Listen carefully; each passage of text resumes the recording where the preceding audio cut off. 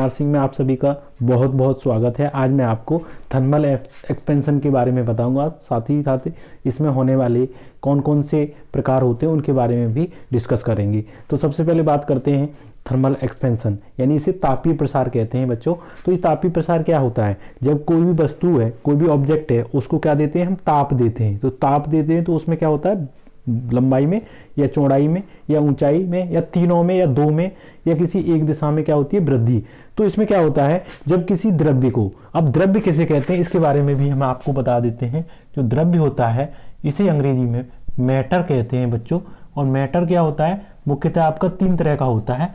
उसमें पहला होगा ठोस, जिसे आप सॉलिड, दूसरा होगा आपका लिक्विड, जिसे आप गैस, द्रव्य, और तीसरा क्या होगा? गैस, यानी ठोस, द्रव और तीसरा होता है गैस।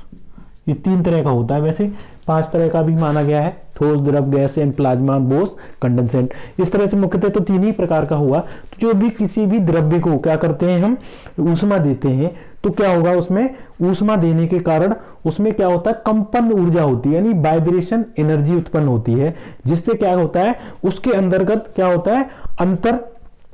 अंतराणविक जो दूरी होती है उनकी मॉलिक्यूल्स की आपस में इंटरमॉलिक्यूलर जो डिस्टेंस होती है वो बढ़ जाती है।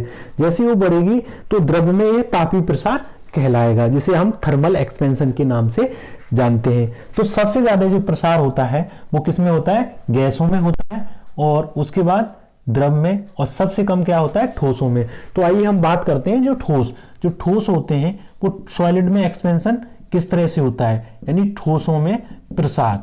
तो ठोसों में प्रसार के लिए आपको ये समझना होगा, तो ठोसों में जो प्रसार है वो मुख्यतः ये भी तीन तरह से होता है।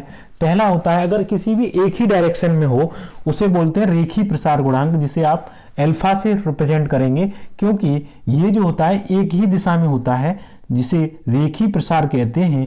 और अगर दो दिशाओं में होता है उसे आप क्षेत्रीय प्रसार कहते हैं। अगर तीनों दिशाओं में होता है तो उसे आयतन प्रसार के नाम से जानते हैं। अब इसमें जब रेखीय प्रसार होगा तो रेखीय प्रसार गुणांक अल्फा होगा। अगर क्षेत्रीय प्रसार गुणांक होगा यहाँ, तो यहाँ क्षेत्रीय प्रसार गुणांक बच्चों बीटा होगा, और यहाँ आयतन प्रसार गुणांक गामा से रिप्रेजेंट किया जाता है। अब देखिए, कोई भी वस्तु है, कोई भी ऑब्जेक्ट है, तो उसमें क्या होगा? ये इसकी लेंथ कितनी है बच्चों? एल है। अब इस लेंथ को क्या किया हमने? हीट किया, यानी इसको ऊष्मा दी। तो ऊष्मा देने के कारण क्या हुआ? इसकी जो एल लेंथ थी ये वृद्धि हो गई इसमें। सपोज दैट इसमें वृद्धि हो गई डेल्टा एल की। तो ये वृद्धि जो हुई है, इसमें जो वृद्धि में जो परिवर्तन हुआ है लेंथ में, ओरिजिनल लेंथ हमारी एल थी, और किसके कारण हुआ? हीट दिया, टेम्परेचर। इसे आप बोलते हैं क्या? रेखीय प्रसार गुणांक। अब यहाँ से डेल्टा एल का वैल्यू जब फाइंड करेंगे क्रॉस मल्टीप्लीकेशन के बाद, तो ये कितना आएगा? Alpha L delta T. जो टोटल लेंथ है इसे मान लिया एल डैश, तो ये कितनी होगी? L plus delta L. अब डेल्टा एल का वैल्यू यहाँ लगाएंगे बच्चों, तो ये कितना होगा? Alpha L delta T. अब यहाँ से एल कॉमन लेंगे तो 1 प्लस अल्फा डेल्टा टी। इस तरह से ये टोटल लेंथ में जो परिवर्तन हुआ है, तो उसके लिए आपको ये ध्यान रखना है। ये आपका क्या हुआ? लेंथ में। इसी तरह से सेम आपको किस में करना है? एरिया में। तो एरिया में भी क्या हो जाएगा बच्चों?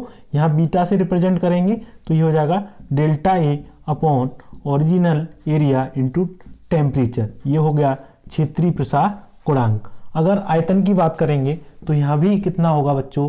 Delta B upon B into temperature. यानी इस तरह से इन तीनों के लिए क्या होगा?